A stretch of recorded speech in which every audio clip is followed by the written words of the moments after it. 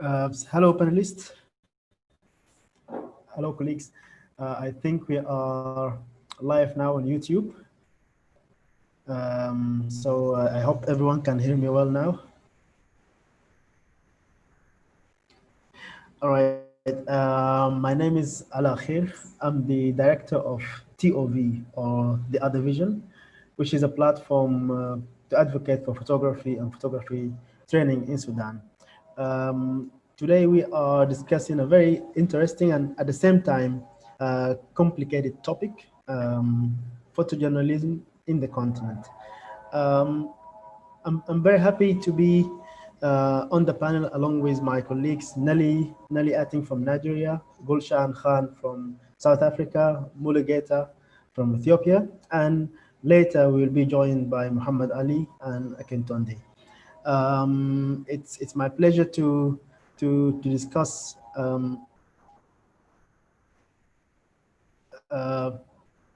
it's my pleasure to discuss what's going on in photojournalism in the continent, and also to address the ethics of the industry in the African context. We will also discuss the challenges and issues around representation, and also how the medium is evolved with the current changes. In the panel, we have Nelly Atim, a photographer from Nigeria. Nelly is a visual storyteller whose work focuses in deconstructing trauma in education, conflict, and migration. She works in stories that affectionately wields vulnerability as a powerful tool. Atin uses photography to advocate and putting faces and figures often seen in the news. She has been working a lot with international media outlets like CNN, Premium Times, Vanguard, and so on. Nelly is also featured in many international magazines and media outlets in CNN Africa, BBC World News, and so on. Also, we have with us Gulshan. Gulshan Khan is a South African photographer based in Johannesburg. Her work is focused on stories related to social justice, identity, and human rights.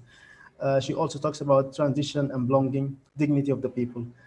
Gulshan is slowly been developing a long-term project about her community, Muslims in South Africa, which is a very interesting topic to address. The personal documentation of her work aims to engage ideas of how faith is something that we carry with us even when we cannot carry anything else. It speaks to ideas of re-establishment of communities around acts and spaces of worships and prayers. Very interesting works, and I advise everyone to view her website later. Also with us today, we have Mulugeta Ayeni from Ethiopia. Mulugeta is a photojournalist and a fine art photographer based in Addis Ababa.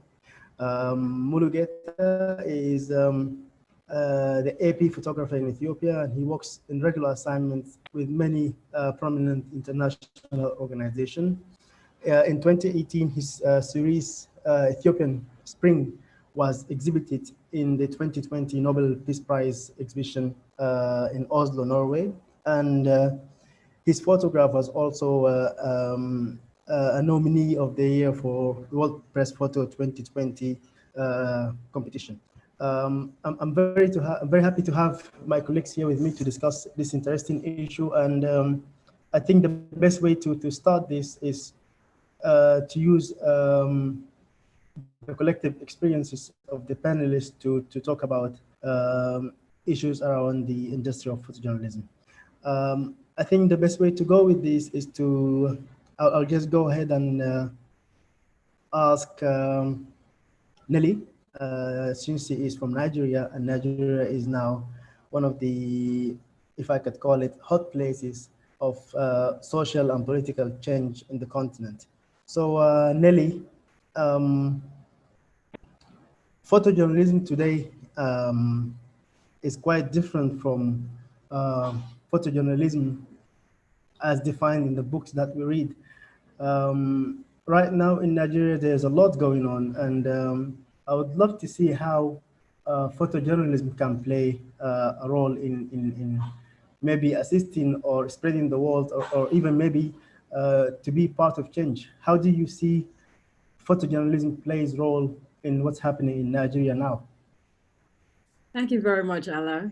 It's a pleasure being here with you guys. I mean, for the past few months in Nigeria, we've been in very high tension, and of course, a shift in the dynamics of how we used to portray politics, or even as a fair place for public sphere, and that change has led to an uproar and spiraled into a protest where people had to go to the streets, to demand to be heard, to demand an end to police brutality, which is quite common across Africa. When we look at it, it's also ongoing in Uganda. And when I started studying what a transformative social change involves, it involves a visionary, it involves just everybody, including the storyteller. And as a storyteller, you need to ask yourself, why is my work important? Why am I doing what I'm doing? And it's beyond just taking pictures. It's also bringing awareness, to a particular situation. And that's what happened in Nigeria. But again, you need to also understand that who is the first to be on the scene? Is it the citizen, or is it the citizen who has really no experience in journalism, or the photographer who has experience a bit in journalism documenting it? So there's that distinction. And we all clearly know what happened in Nigeria was just a simple video that went viral. Again, that's the importance of imagery, and that's the importance of citizen journalism. You can't. It is good that we learn to associate that journalism has this very strong ethics, of being objective, being factual, being accurate. But again, you now see the media now adopting some of what the citizens are reporting as facts into the system. So it was just a simple video that sparked a protest, that has sparked the demonstration that has been ongoing in Nigeria. So just for you to understand the role of citizen journalism and the role of photojournalism in today's society, which has been enabled by the big tech, you understand? So basically, that's what I have to say. I hope I made sense, though. Well, actually, you made it very clear, and one point that I find very important that you mentioned, that the citizens are now the photojournalists, and which is critical. And for that, I think I'll jump to Gulshan, because I find her work very personal, and just like what Nelly said, uh, at the end, it is a personal message and a point of view. Gulshan, I do find your work, although it is very personal, but also very critical and important. And it's difficult to put lines in photojournalism, because there's very thin line between documentary photography, photojournalism, and art.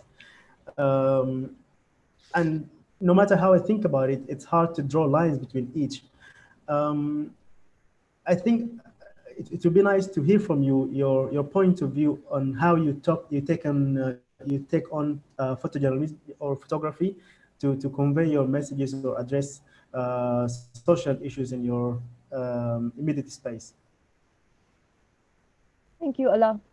And thank you to everyone else for having me. It's wonderful to be here.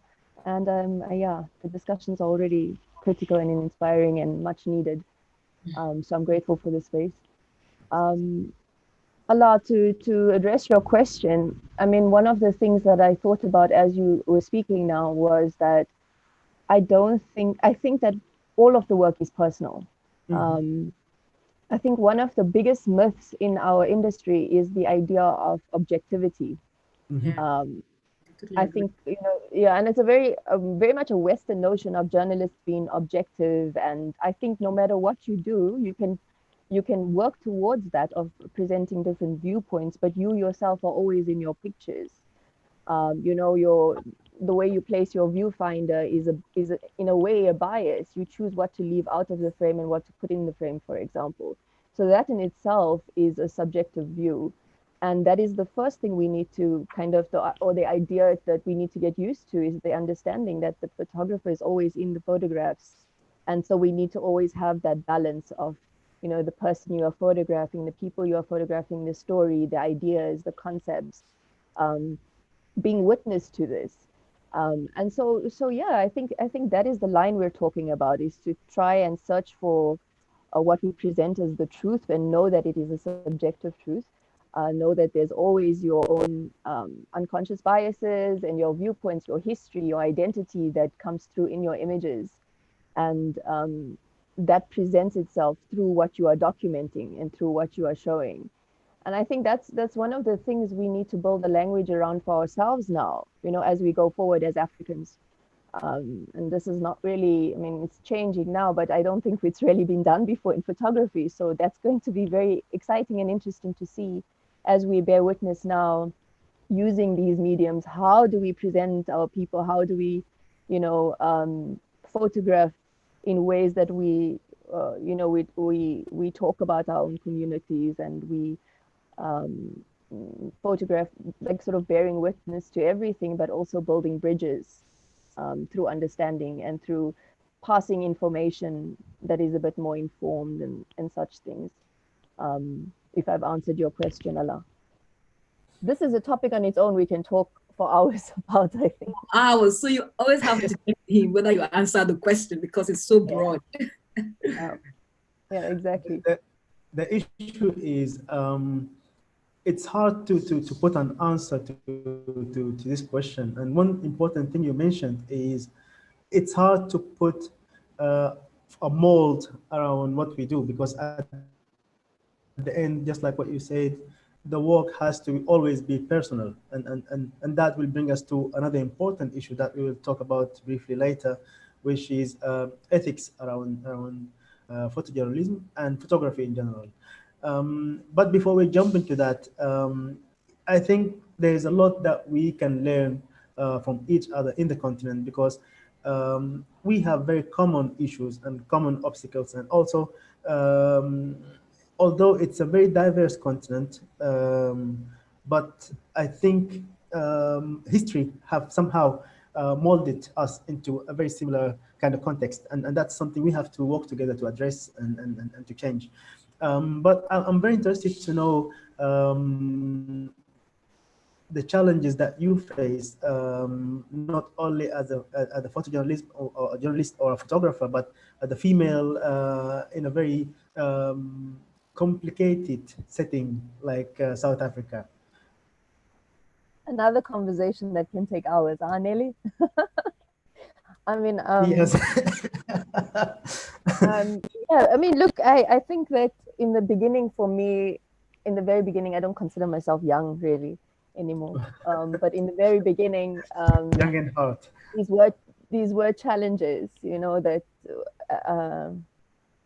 no matter what you did, there was still a struggle to be taken seriously or to be considered. Because photojournalism, especially hard news. I mean, I did that for the first few years, and I was a wire photographer. And so it's considered a very sort of masculine space, it's like you need to be a badass to be able to do this, and I remember in the beginning, I wouldn't even wear dresses in front of some of my colleagues, because they would be like, oh, she's a girl today, some ridiculous notion. But I mean, I found that the work speaks for itself. And so these challenges have become less for me as I just kind of put my head down and do the work, and concentrate on what I need to do. But that doesn't negate all the structural problems. And one of the hardest things was not having sort of role models to look up to. We're kind of, in a way, I remember Esther Mbabazi from Uganda and I talk about this a lot. It's like we're kind of pioneering the space, because we had Neon Soma, for example, or Ruth Matau in South Africa, for example, that were in the photojournalism industry, who were leading women. But the space is different now. It's digital photography. Photojournalism is changing so fast. So in a way, we do feel like we're pioneering on the continent, carving out spaces for ourselves, looking at how we can sort of, deal with these sort of structural and systemic issues that women photographers and women photojournalists face. And I think there are considerable changes happening, especially through us communicating with each other and just talking and sharing and having conversation, because all of us are kind of facing the same sort of issues, and we can share knowledge on how to, you know, navigate these things. And I think part of this is spaces that you, like we're creating today, where these conversations can happen. And also things like, and this is not just for female photographers, just photographers in general, creating databases, access, those sort of things, you know, access just not just to jobs, but to education and to learning. And yeah, and I think all of this starts with dialogue. Institutions like the Market Photo Workshop and so many other institutions on the continent, I mean, we exist. They exist and should be used more as platforms just for all of these things.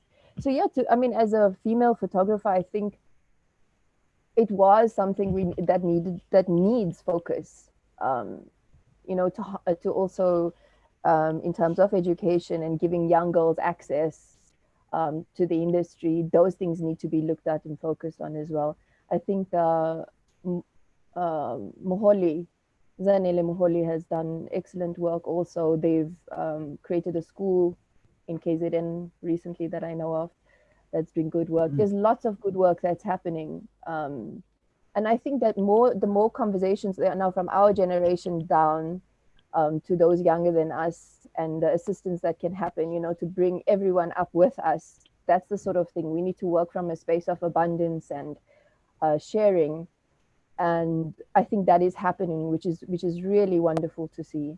I mean, most of us come from communities which you didn't, I mean, if I told my parents I want to be a photographer, they would smack me up my head and be like, come on, get a job. What is this nonsense? This is things you do as a hobby when you have a job and you're rich, you know? So a lot of these communities, so we need to show how it can be done for those who are interested in it. So yeah, so the challenges are a bit less for me now, but they still exist. And I think we're navigating them better than before. Thank you, Wolshan, for this insightful, and I would say again, very similar settings and challenges I see here in Sudan as well. And what you suggested to create platforms, use existing platforms, connect and share, that is just a start, and there's a lot of work that needs to be done. One small note I forgot to mention at the beginning to our viewers. The discussion is very fluid, and we are welcome to have any questions, comments, or feel free to just join us in the conversation.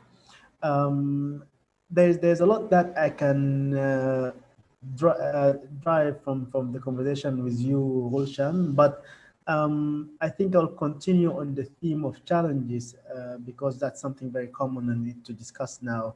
And Mulu, you have been a professional photojournalist, and you've been doing your work, your personal work as a photographer for quite some time in Ethiopia, which is to some extent a very difficult place to operate as a photographer. I'm very interested to know what do you face in terms of challenges? How do you operate as a photographer in Ethiopia? Thank you for the opportunity to be here and speak. Yes, the challenge is big, like everywhere. Gulshan said very well. From my opinion, you know, Ethiopia is one country, but a lot of country inside, more than 18 ethnics, more than 84 language speaking here in Ethiopia. So it's not any easy to operate here, especially during this time. It's a lot of ethnic complex happening in Ethiopia. So it's not easy to cover these all issues. The biggest problem we have here is, you know, the government, the permission letters to go out and shoot you know, the war zone and everything, the conflict areas. But one thing I always miss is since I start working, you know, for foreign medias, I never see a single African photographer representing the big medias here in Ethiopia. So I think we need some platform at the African photojournalists to working closely and, you know, sharing ideas, sharing the problems, what we're facing everywhere, you know. It is a time to solve our problems with, you know, African photographers. This is a time, I guess, you know, if something happened here, you know, who's coming to after me, you know? So it's better to be make a platform uh, and supporting each other. That's very true. And another common issue that is something that photojournalism and photography can be a very important player in addressing. We do have lots of social issues anywhere around the continent, and many of us are somehow addressing these issues. Um,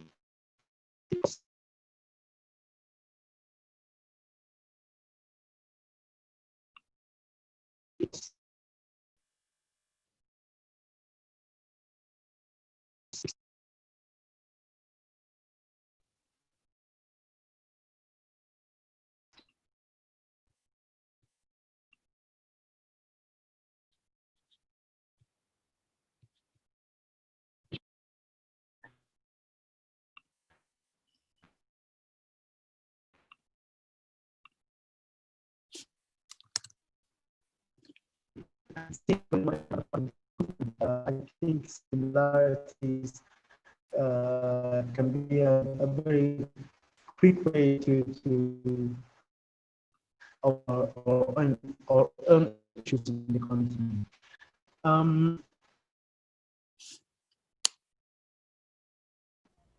Guys, I think Allah is having issues again, Yes. as we know we all do with with our internet connections. I'm waiting for when mine is going to cut off also at some point. Yes, I couldn't hear him. Mulu, maybe you could you tell us maybe a bit more about what's happening right now in Ethiopia? We are in a very critical time in Ethiopia now. Welcome. Thank you. Go on. We are in very critical time here in Ethiopia now. There is law enforcement happening in the northern of Ethiopia. You know, I was asking permission since the conflict happening with the northern Ethiopia and the government and the regional government. Still, I didn't get the permission to travel those areas. You know, this is one of the issues. You know, if you are being together, we need to document African problems by African photographers. We need to see the situations, the problems happening with the perspective of, you know, Ethiopian photographers. It will be good how we capturing from inside to be a voice for our people. You know, as I said earlier, if we have, you know, a platform being together or associations, we can force the government to document those kind of situations by African photographers. That's my wish. Well, one thing that popped up as a question just now is how important the role of community, and I think they're talking here about photographic communities, how important the role of photographic communities plays, and how do you build that, and what kind of collectives and groups exist, and how to sustain it. It's a general question, but again, it's something that we need to talk about briefly, because I think there are many collectives, there are many organizations that are opening up around the continent that are focusing on photography and photography education. Again, they're facing similar issues, access to funding and so on and so on. But it's important to talk about, and I think if Nelly is here, she can talk a little bit about the context in Nigeria, because I think Nigeria is one of the places that there is a big attention to photography and photography education, and there are many collectives and organizations that are operating at the moment. So maybe you can comment on that, Nelly. Okay, I'm here. So thank you for that question. I saw the question, and it's very important for us to bring that up. So community is also very important in photography building. I'll use myself as an example. I remember in 2000, I think it was last year, yes, that I got into a residency program which was sponsored by the EU and Culture at Work, but it was carried on by the African Artists Foundation in Nigeria, and that residency literally changed my life. That's how I got a deeper understanding of the kind of work I was pursuing. So that's to show you how photography education is important, and the kind of community that is being built around this is also very important. But the only in terms of sustenance, where we are having issues is in funding. There's little funding coming into these programs. Some of these programs are being literally spearheaded and funded by people just like you and I, who are enthusiasts or who really see the need for photography education. Because again, you only cannot exist, and there's a way you can be in you can handle this career path and become very isolated. So you need that community to constantly, pull you in and share ideas and knowledge. And when you don't have that, that's where the isolation comes to play. So that's just to reiterate the importance of community. And yes, we need funding. That's a very strong point. And I know with more funding, you will have more opportunities to all these collectives. And again, you will not have to really rely heavily on what organizations like big organizations from the mainstreams are offering us. You can now be able to build our own visual language when you have this type of communities. Thank you.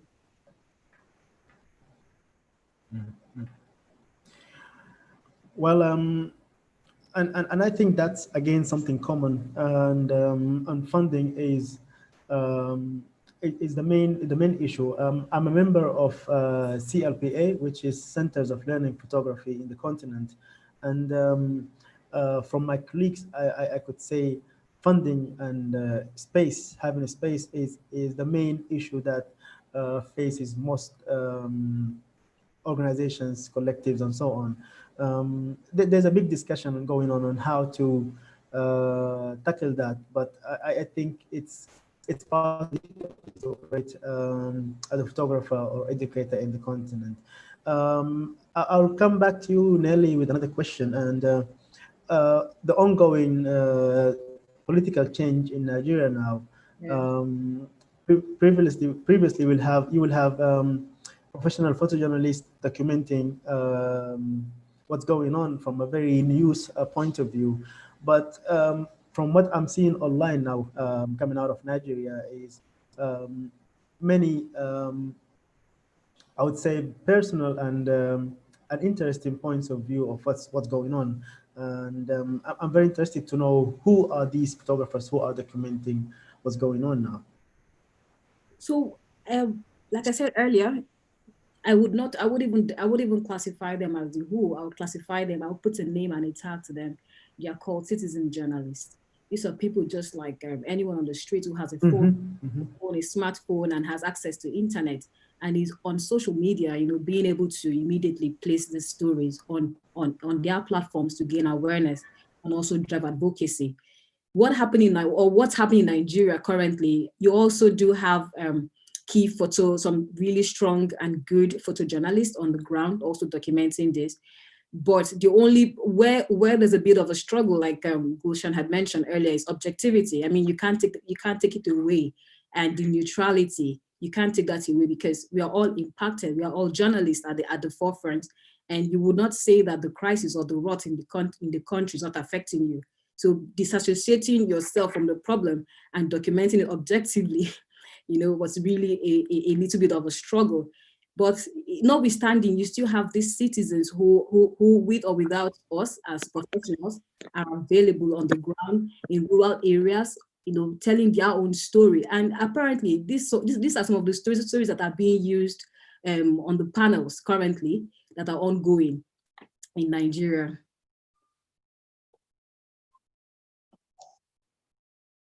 We can't hear you, Allah. Yes. Well, I've also witnessed the revolution in Sudan, and it was very interesting to see how the community was part of not only the documentation, because it was more of a continuously generated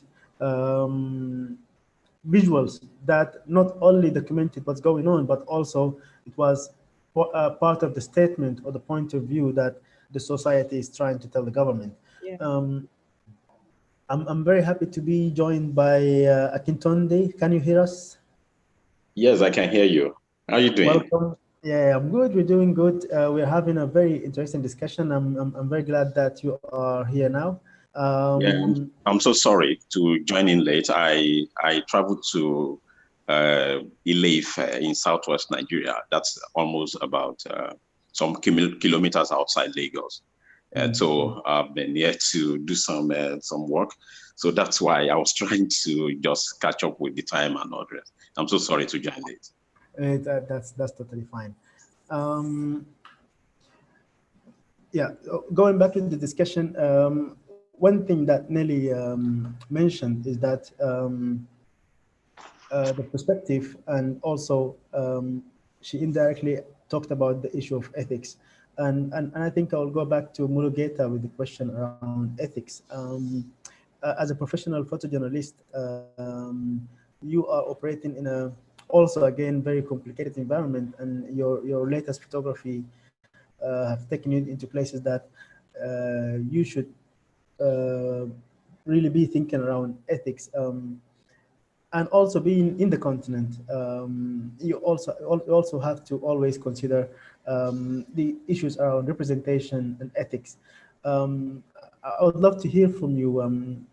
How do you see, or what do you see the importance of ethics and understanding representation while operating as a photographer? Or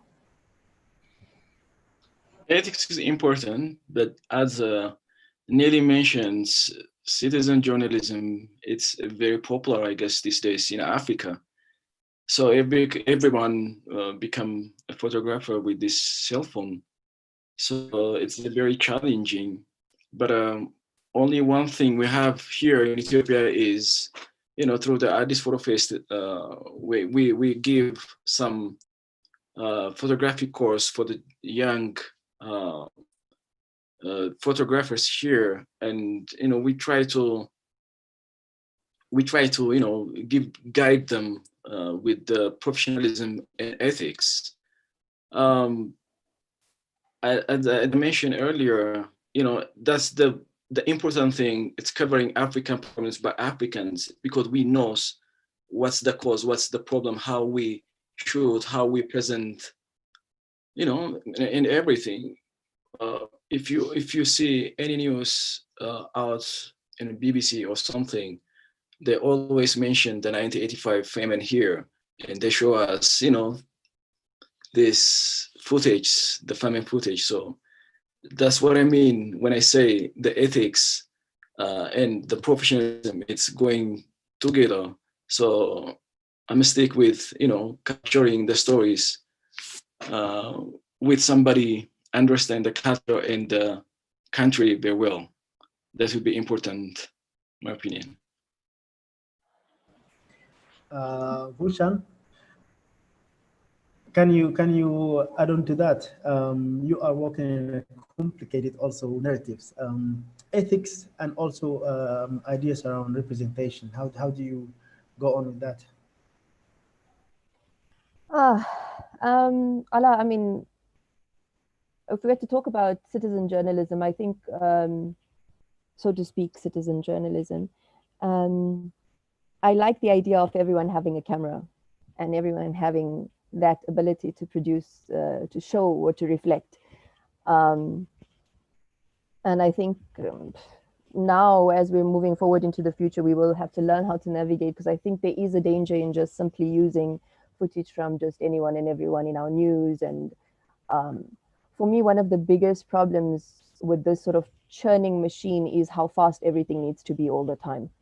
I think it causes situations where we're not always thinking. We just want to you know, meet a deadline or get the news out faster than any other, you know, organization or agency or whatever the case is. And I think that is something we as you know, we need to motivate towards, like slowing down.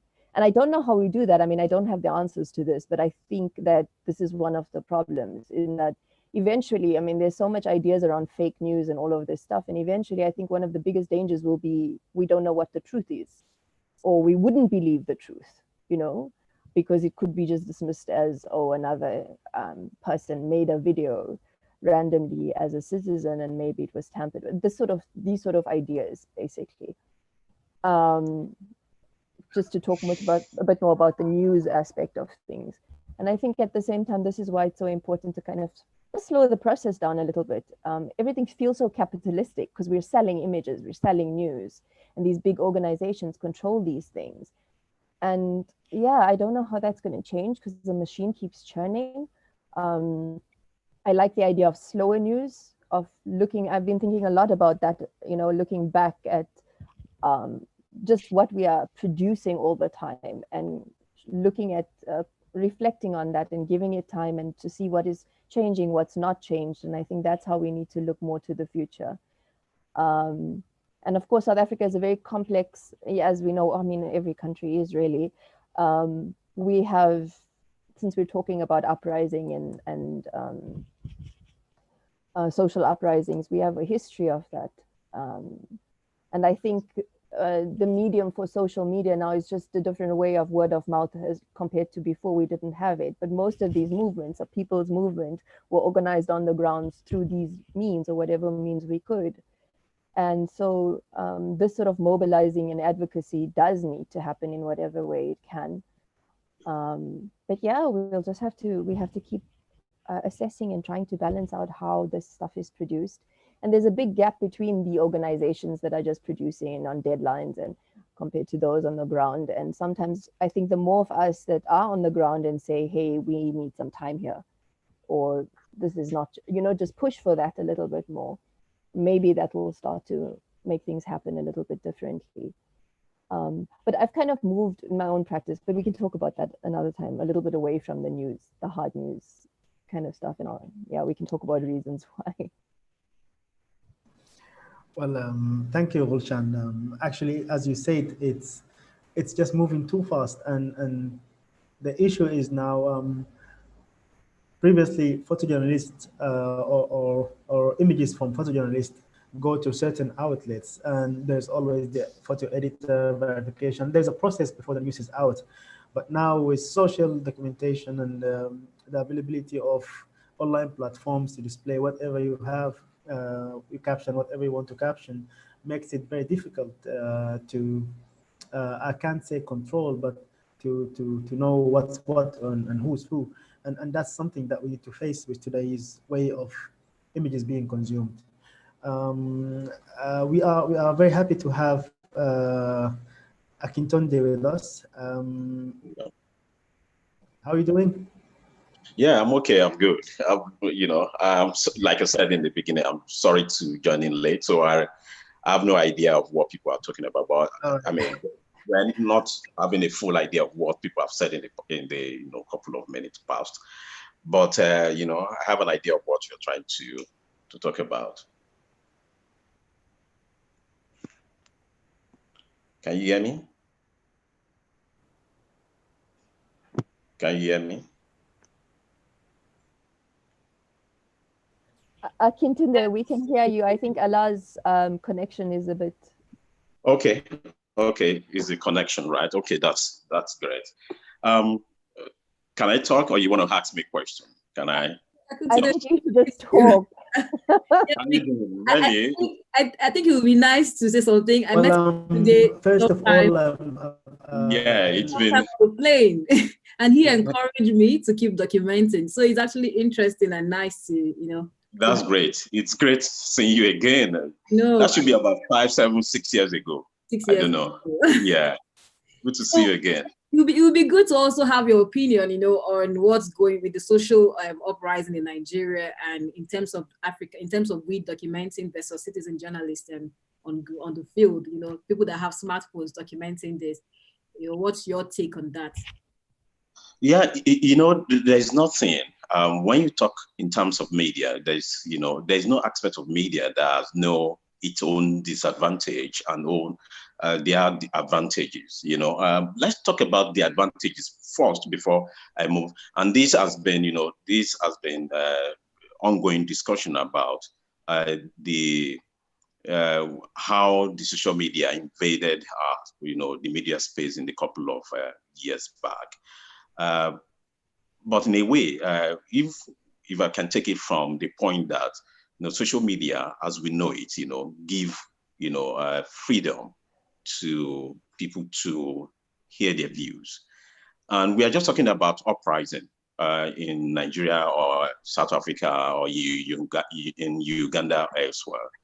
But there are so many other social issues, apart from politics, that people cannot, when we take the issue of rape, for example, people in the past were unable to, even now, people are still being silenced, particularly in a place like Nigeria, where, the legal system is not so well established to the extent that, they can actually, that system can actually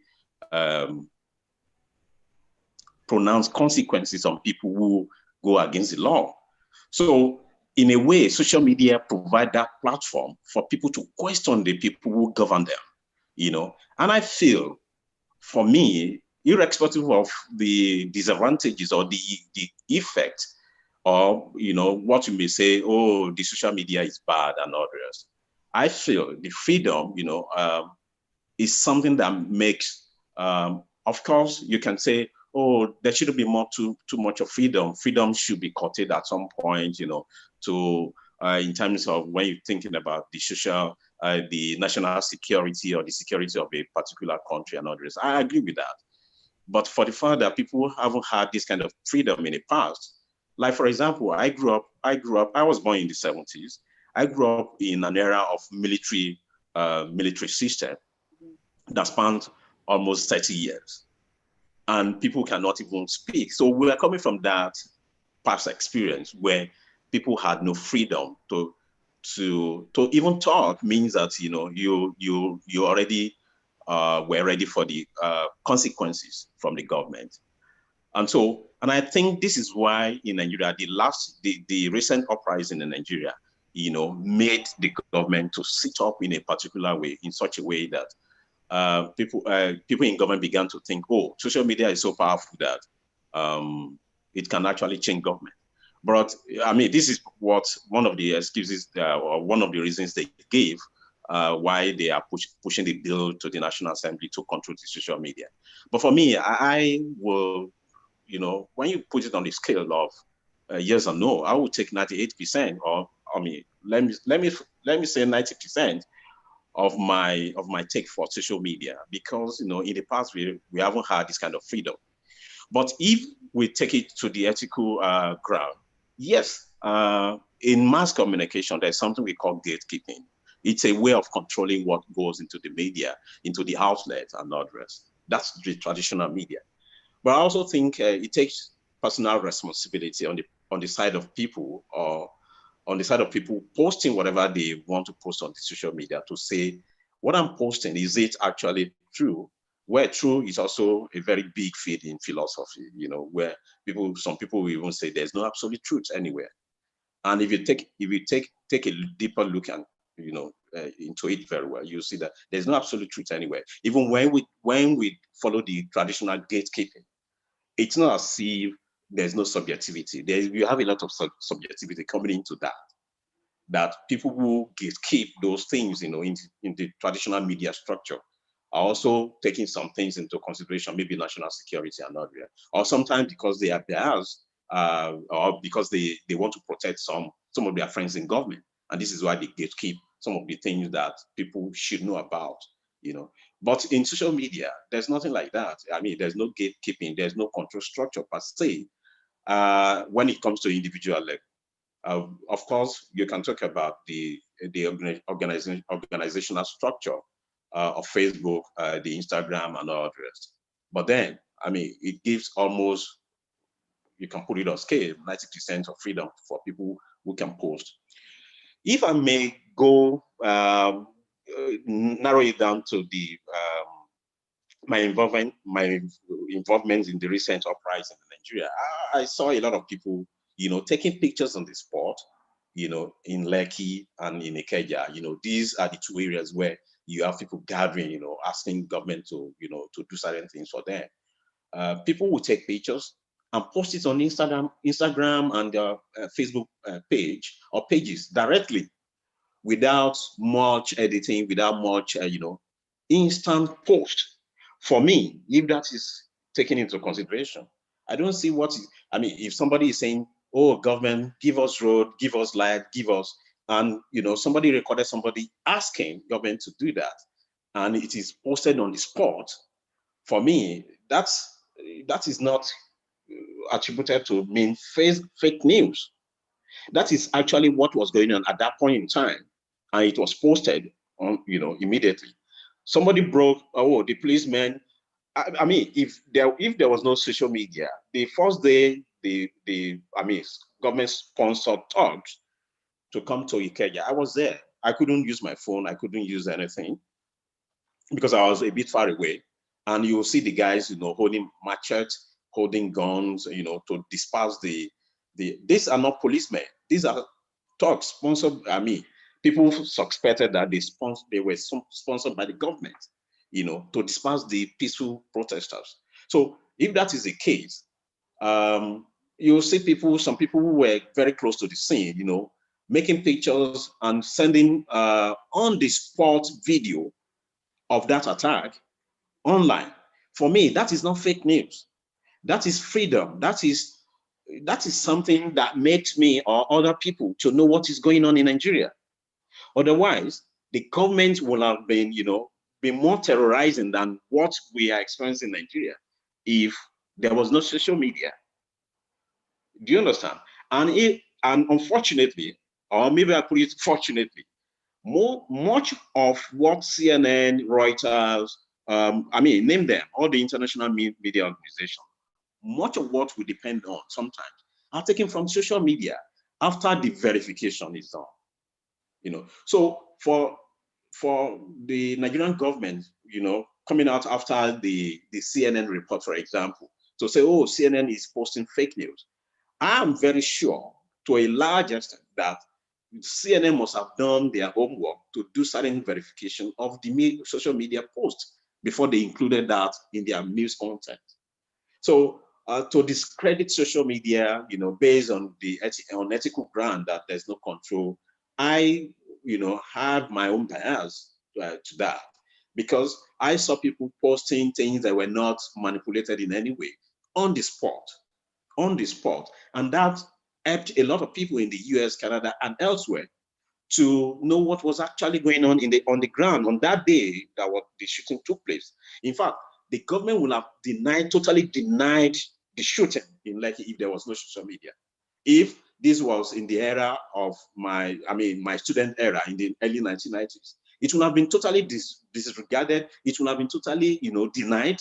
Even at that, even with the social media post, the government in Nigeria was still denying the fact that there was no shooting initially, until, people said, no, there was shooting. People posted some of the videos online and they could not deny it totally.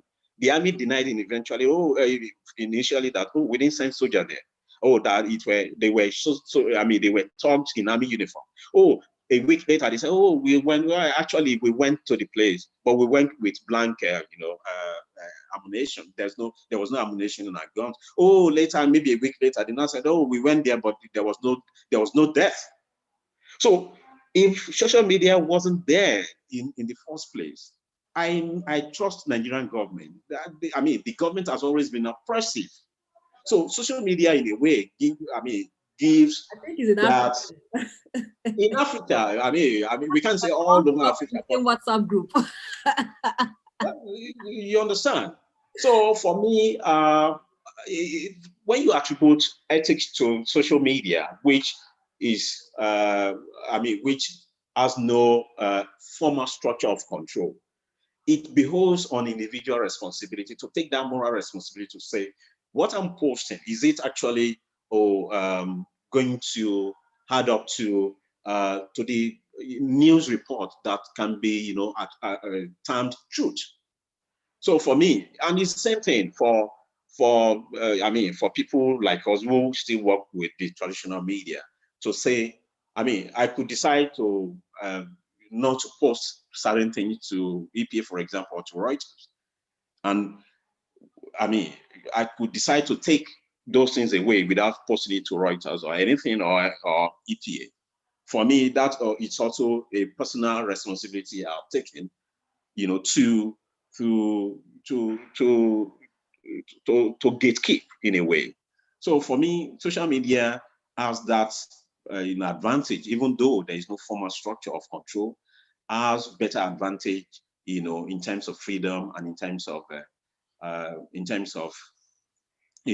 going against oppressive government we have in most parts of Africa. Well, thank you for the insightful information, Akintonde. And I totally agree with you. Social media has many pros and cons, but when it comes to visuals, I think there's more advantage to it, because at the end, certain kind of images and videos hard to deny. And social media has been a very important player in political change in many places in the continent, and the so-called Arab Spring, which started in Africa, was actually a social media boost of information, and people are saying no to government. So I think the social media, just like any other tool, the pros and cons are always there, but we need to use it in a way that it could assist our message, our aims in general. And as you mentioned, there are many layers to photojournalism, and news is the main thing that photojournalism is noted for. But I think it's important to also use photography in a way to address and talk about issues in a way that other mediums cannot reflect on. So I think the chance is there, the opportunity is there, and there's a lot that we can use and learn from if we try to use images to address our issues. Exactly. Let me quickly make a point before you move on. I remember during the military era in the 1990s, for example, I wasn't a journalist, I was a student. I was a student activist in the school at the time. And I remember that, there was something we call guerrilla journalism at that point, when I can tell you that no Nigerian government, no successive Nigerian government has been friendly to the media, even when the social media was not in existence. So in my argument in one platform only recently, I told people that let's even leave social out of media. Let's take social out of media. Let's take social from the social media. Let's take away social. Let's leave the media. The media will continue to work in its nature.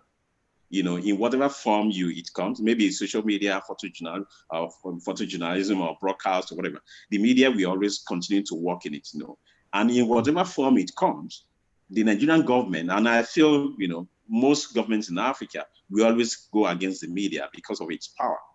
At that point, I remember that when most of the Nigerian newspapers were proscribed by the military government at the time, people were publishing secretly, and they were, with no address. Newspaper, you just see newspaper surfacing on the newsstand in the morning, and there was no address, there was no name were tagged to the newspapers, because people just needed to be informed about the excesses of government, and the corruption that was going on at the time, and the corruption is going on. So I feel that if we may throw this, as an advice to the governments in Africa, most especially in South Africa and in Nigeria, which these two countries are, you can term the biggest economy or the biggest political territory in Africa, is that in whatever form they see the media, you will take social away from social media. The media will still work, the way it's supposed to work. It will still be the fourth arm of the government. It will still be the watchdog of the government. I agree that there are some excesses in social media. For example, if I want to take a particular photograph, which are very offensive to human sensibility and all the rest, there are certain ways I would take it that a non-professional photographer who is just using a phone or something will not be able to take it. I agree that those excesses are going to be there. But then, what is important for us is that at that point in time, we're able to be informed about what was going on the spot. And I feel that's very important for us, all of us. That's true, and actually we have a very interesting question to the same exact point.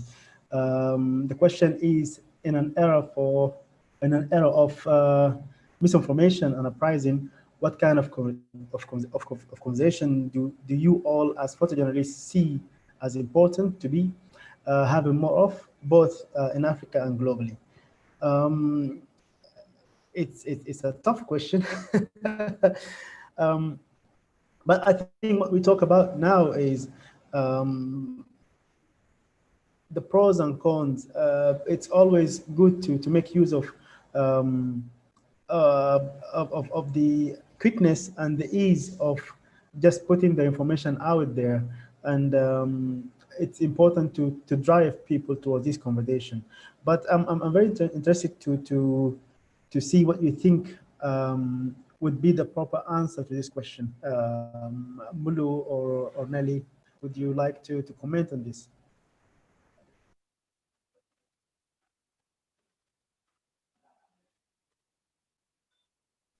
Go ahead, Nelly.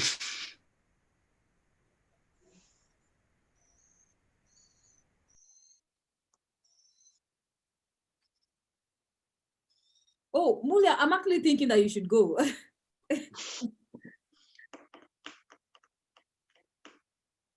I think big part of the question is already answered by Akitonde, but at the end, I think it takes a very big collective effort to not only turn around the conversation of what's going on in the media, but we are in places that people do not consider much ideas around critical thinking and so on. And I think if we try to divert the conversation to allow people to think more critically about what's out there, images, documentations, stories. I think that's what needs to be discussed more, how the public or how people consume images and think around.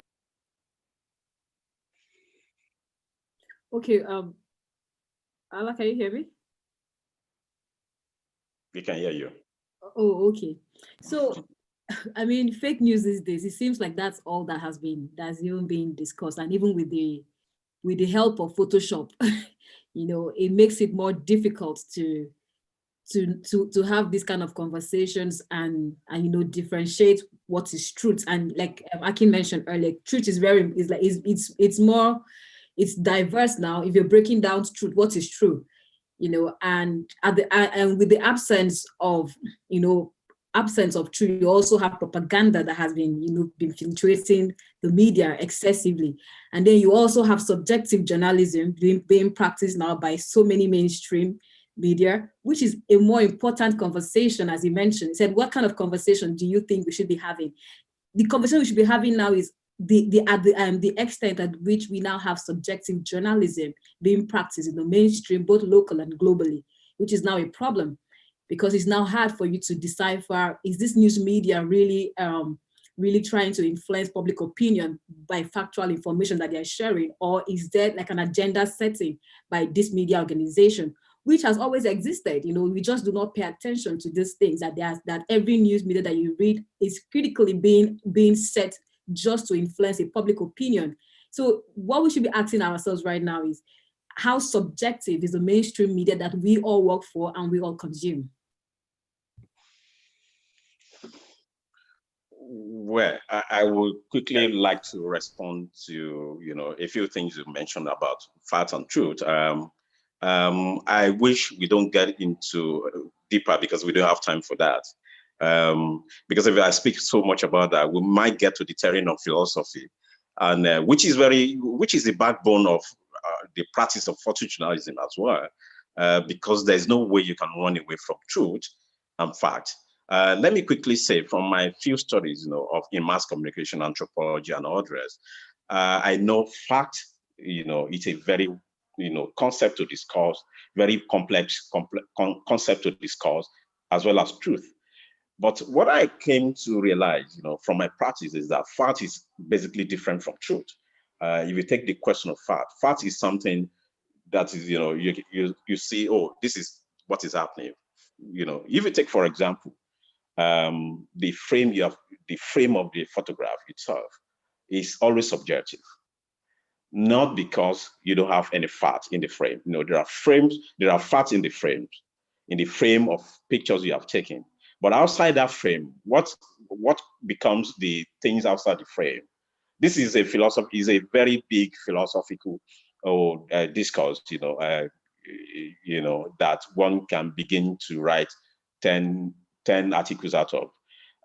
So journalism has always been subjective. It has always been a mixture of subjectivity and a little bit of objectivity. And this is why so when you move from fact, to the question of truth, this is why people will tell you, journalism itself does not mean that you are saying the truth.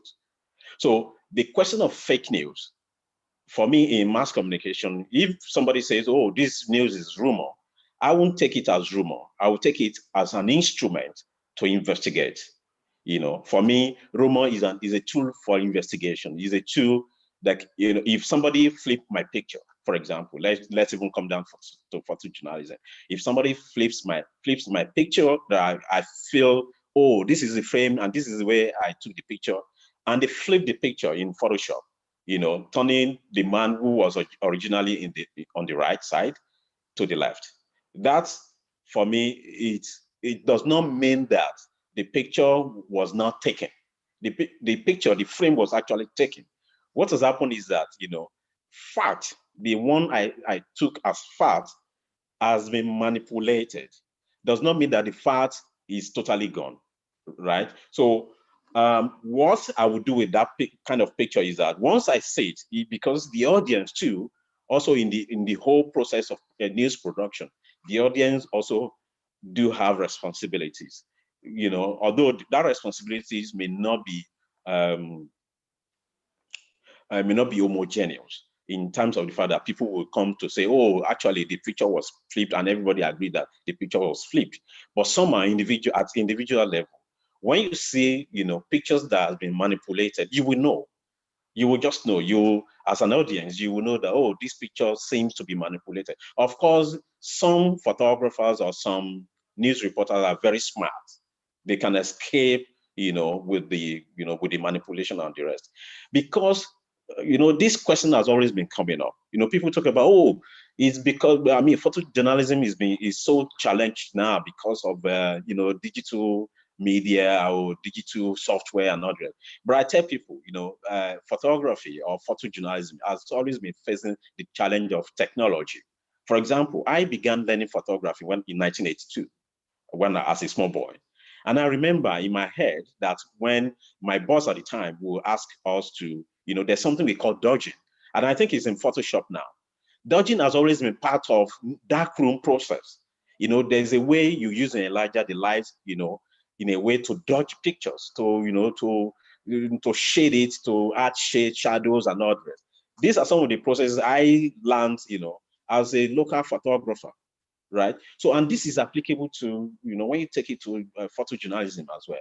So the question that people think we can solve the problem of truth or we can solve the problem of subjectivity in journalism, I tell people it's not possible.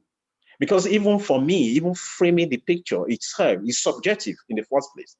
Even though I work with fact, but my truth is subjective. And that is why, I do tell people separate fact, although they are connected, but you try to separate fact from truth. because fact is the frame you have taken. But to say the whole truth, sometimes you are away from the fact, because part of that truth is being cut into half. And that is why I go with the school of the fact that there is no absolute truth. There's always a perspective to truth.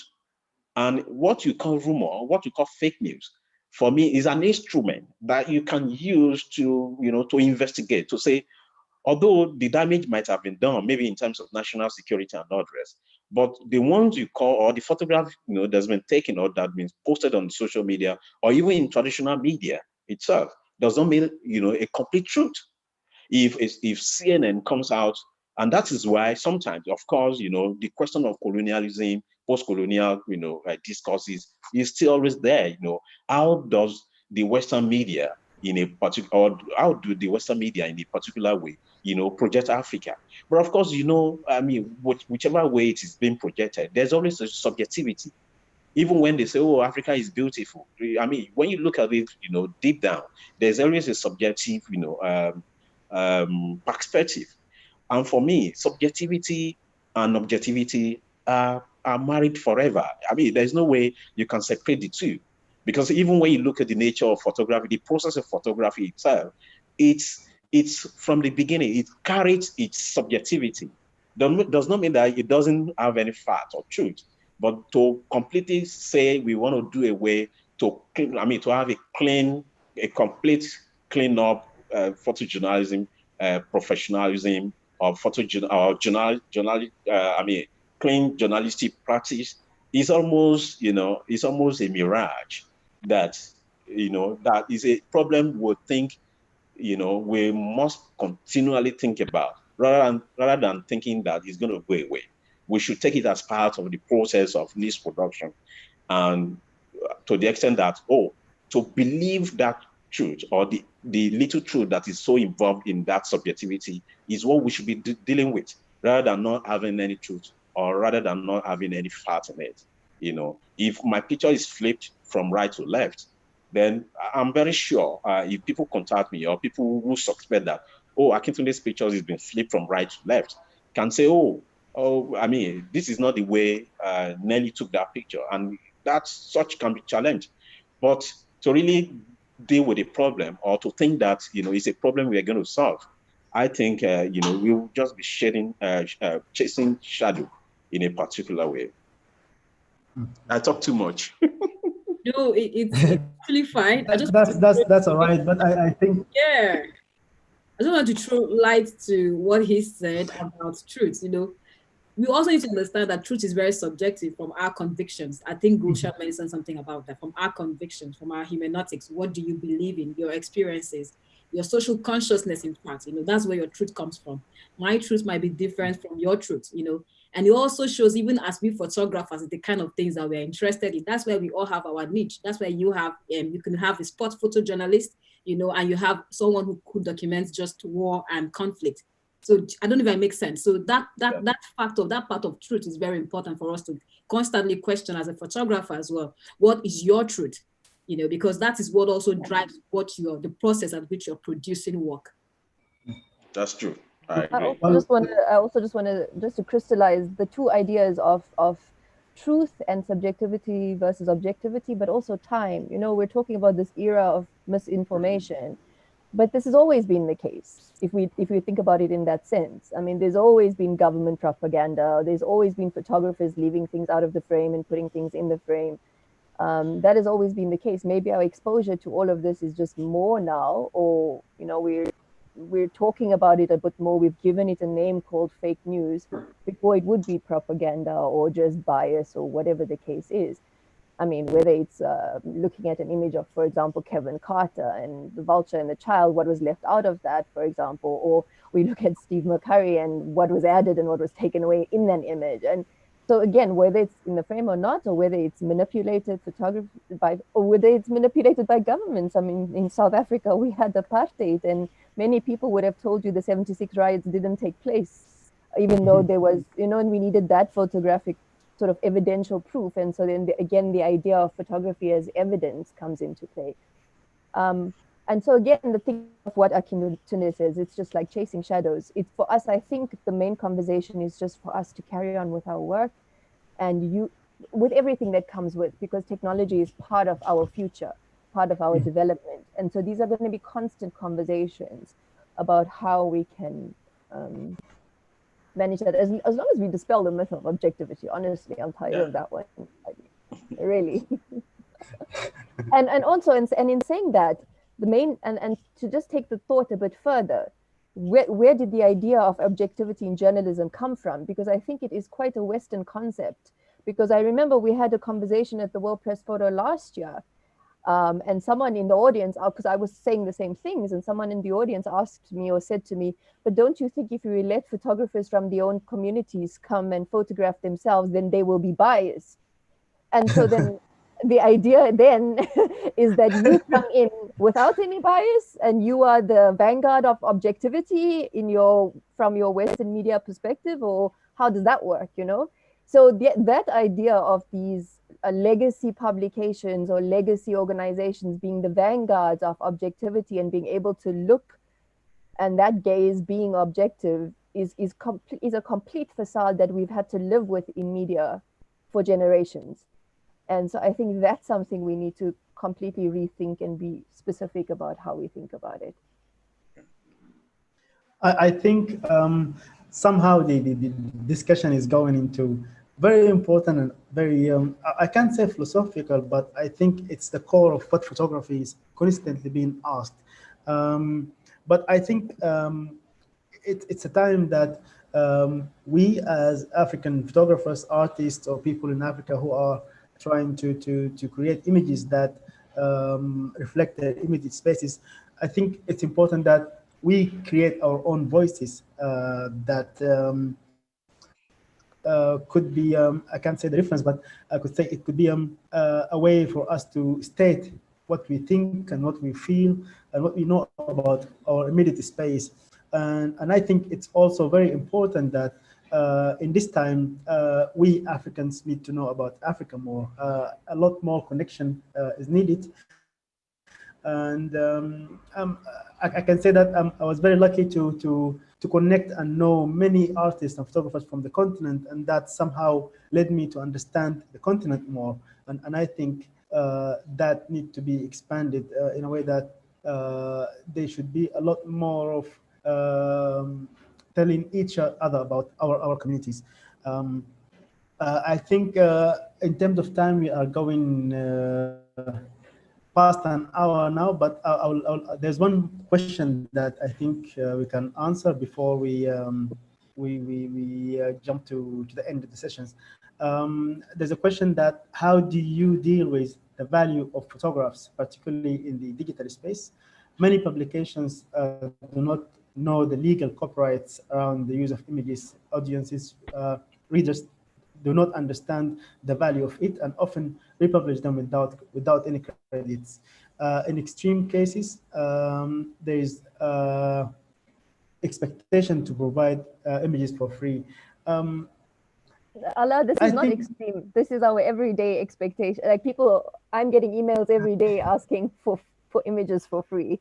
So exactly, and this is something that it's very complicated because for us, for example, for myself, sometimes I find it important for me to share particular images or stories on social media. But then first thing you will be faced by, for example, the rules in Facebook around ownership of images. So this will also take us back to the pros and cons of using public social media to as a place to display your images. It's important, but it's difficult. It's complicated question, and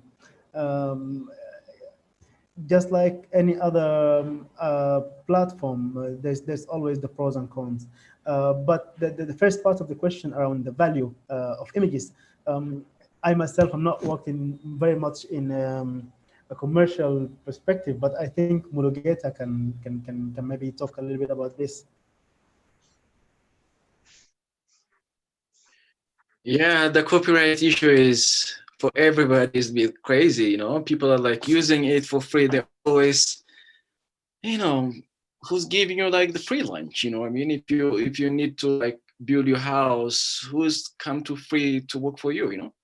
People are like always asking for free, and I never say yes. I say no. It's everything has a price. So yeah, it's a very critical thing. And you know, the other issue is, as you mentioned, you know, you have to be with you know, communicate with subjects, the way you are capturing things. For example, um, my recently work with Ethiopian crash site, you know, the pictures respectfully. You have to be, you know, capturing things um, with dignity and, you know, respect with the you know, with the peoples, and whatever you are doing as a journalist.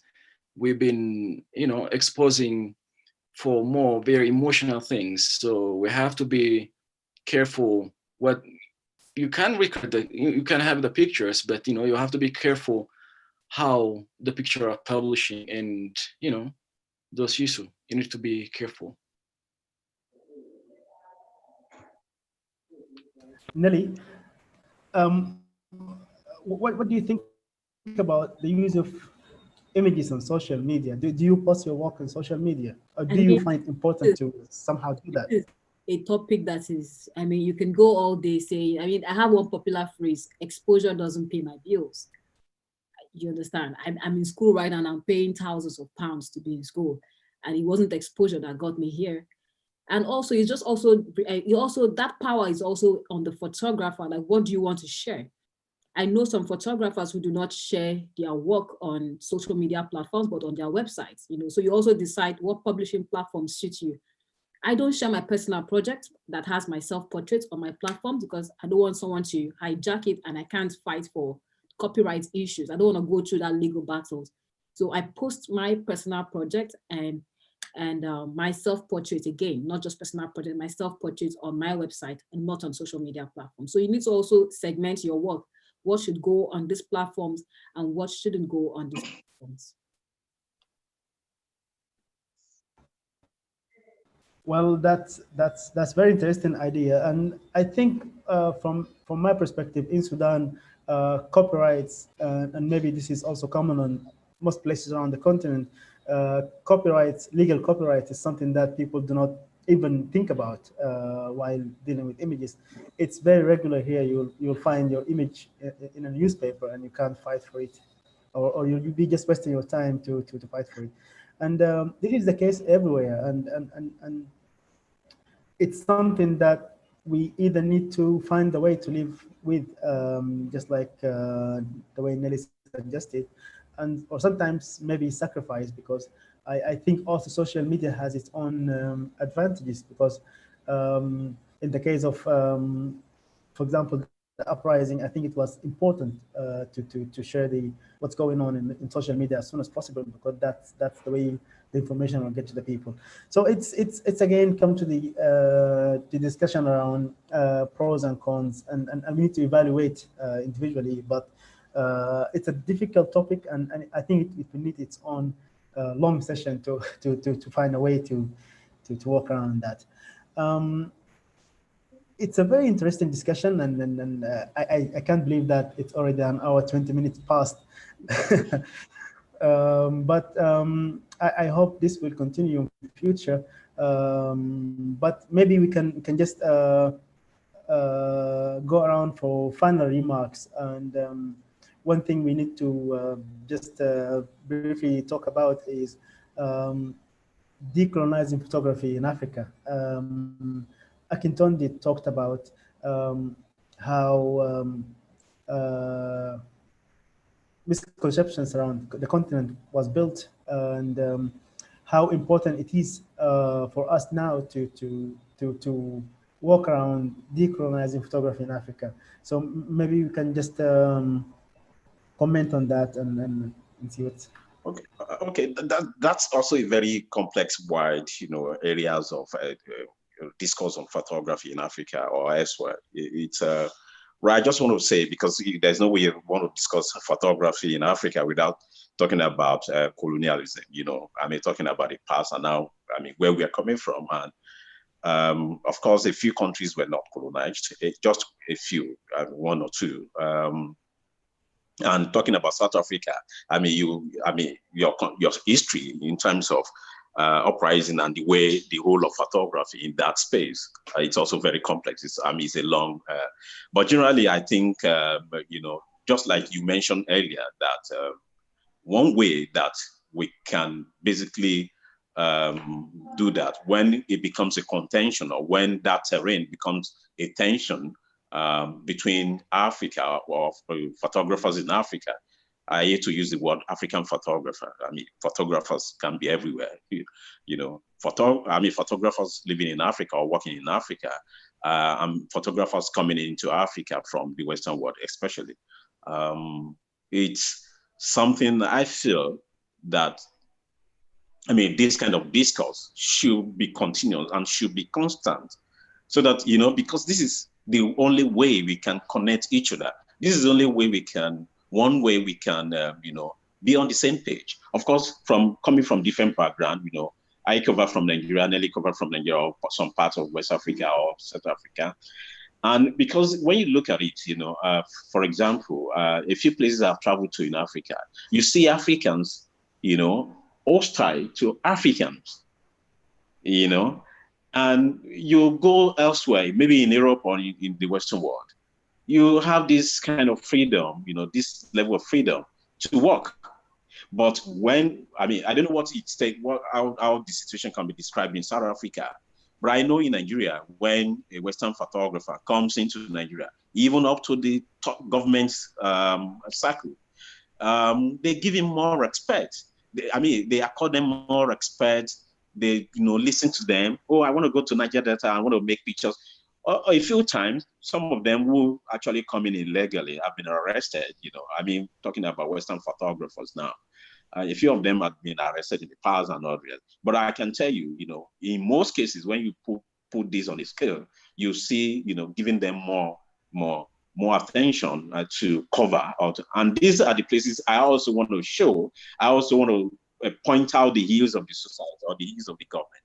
Oh, I'm sorry, my phone is going down. Maybe that I will just round up. My phone is just going down. The battery is going off. Thank you. Thank you, Akintonde. I think what you mentioned is exactly happening right now. I know Mulugeta is trying to access what's going on in North Ethiopia, and he can't. While I know at this time there are many foreign journalists already on ground there. So the complexity is big as you mentioned. Nelly, you wanted to say something? Yeah, I was just going to add up to what he said in terms of decolonizing. For us to decolonize means for us to start building ourselves, building from inside out. That's the structure that it should take. And looking back at the context of ethics itself is largely, from that colonizer's point of view. And we also need to formulate our own ethics, because we have our own visual language, which is embedded in our African culture. You can't take that away from us. I'll give you an example.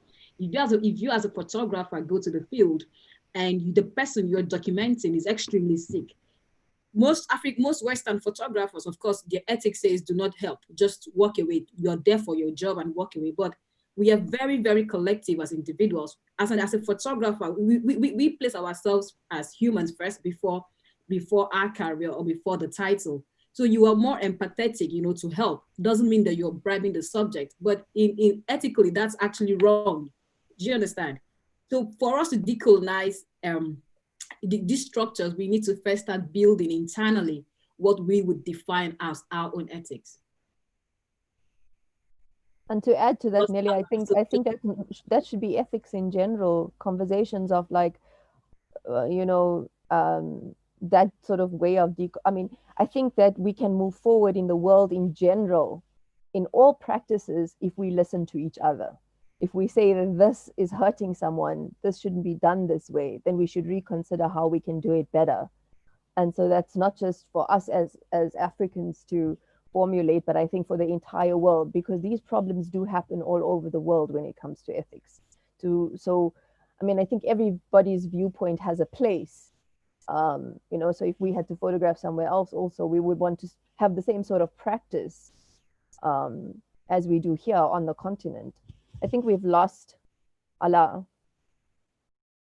But I'm just gonna add a little bit to this. I think one of the biggest things is, like you're saying, we build from the inside. So building from the inside also means, you know, answering gaps or facilitating where we see gaps in, for example, resources, or like we say, funding is a problem. This thing about copyright, I mean, I know in the US, a lot of my colleagues, or a lot of our colleagues in the US have this thing where they register with an institution and they pay a quarterly fee. And every quarter they, you know, they upload images that forms part of their database for you. So you have a contract with them and that's your database. And they regularly search the internet to see if any of your work has been plagiarized or used without permission. And they sue for these sort of things. Like they sue for thousands of dollars for these sort of things. And I'm not saying that this is the answer. Of course, the answer is so that we implement laws or policies so that this sort of thing doesn't happen, or we create culture where it doesn't happen.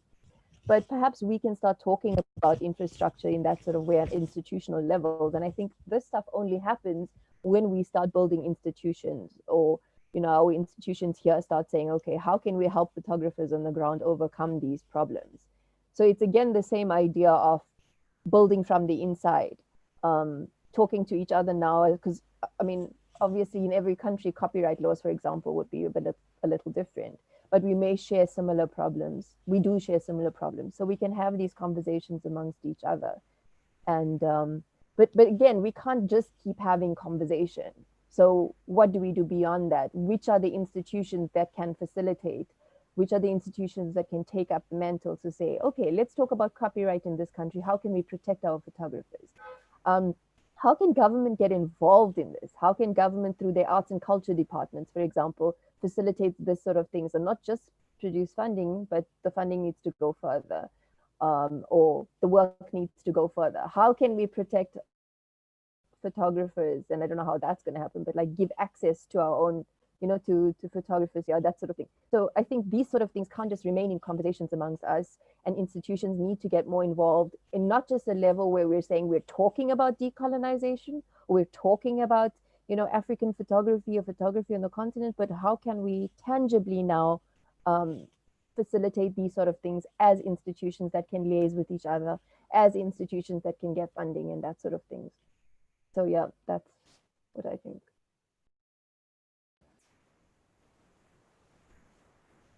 I'm back again. I think I missed a little bit of what people said in the past couple of minutes, but I think we all agree that there's lots of collective work needed in our own individual spaces and collectively as photographers in the continent in order to move forward, not only as photographers but as citizens of this continent. Is there anything you want to add, Mulu, Nelly, or Wolshan? Yes, yes, Gursha mentioning, you know, big pointers, you know, how to help the other African photographers, you know, as we talk a lot about, you know, the problems, these institutions, funding problems, we have a lot of problems here. But in my opinion, what can we do is whatever places we travel, let's give them, you know, whatever we have knowledge, sharing our knowledge. If our friends come aboard, or professional photographers coming here in a country, let's organize a meeting with young photographers and you know, sharing knowledge. That's important. You know, for example, here, a lot of photographers coming here and they just take pictures and they're always leaving. You know, they don't do nothing. They are not contributing in the industry, in the photography. They're not doing anything here. So it's better to communicate, organize something, you know, to educate the young photographers. You know, that's what I'm thinking. Yep, that's very true. And again, we say the collective work will be the only way out, and the best way forward. Once again, I would love to thank you all, and I'm glad to be part of this interesting discussion. I hope time was longer, but that's life. But yeah, very interesting discussion, and it was my pleasure to be here with you, and thank you all. Thank you, everyone. Thank you, Allah. Thank you, Warren. Thank you for all the beautiful questions.